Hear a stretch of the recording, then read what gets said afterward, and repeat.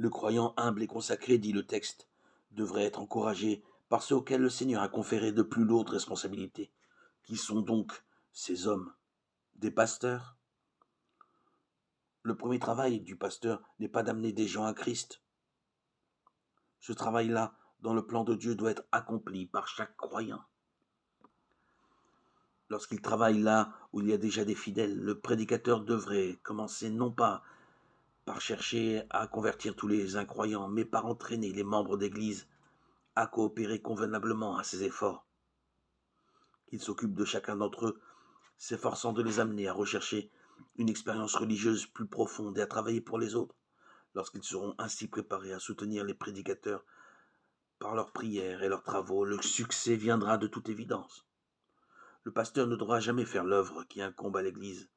Sa mission est ailleurs.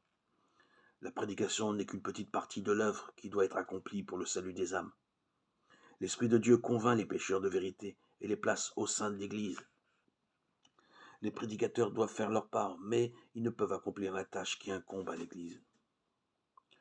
Ce message s'adresse aux pasteurs et renvoie à la prédication faite depuis la chair. Il est dit que la prédication n'est qu'une petite partie de l'œuvre qui doit être accomplie pour le salut des âmes, et que c'est Dieu qui fait cela. Comment? En plaçant des gens dans les bras de l'Église. Les prédicateurs doivent faire leur part, mais ils ne peuvent accomplir la tâche qui incombe à l'Église. Nul besoin d'expliquer que le terme Église ne renvoie ici pas à une institution collective, mais à chaque croyant. L'œuvre du pasteur est de préparer, d'éduquer, d'enseigner, de sensibiliser, d'organiser, d'inspirer, d'équiper les croyants à accomplir leurs responsabilités. Ils doivent le faire. C'est ainsi que Dieu reproduit en eux le caractère de Jésus-Christ et qu'il les fait refléter sa gloire.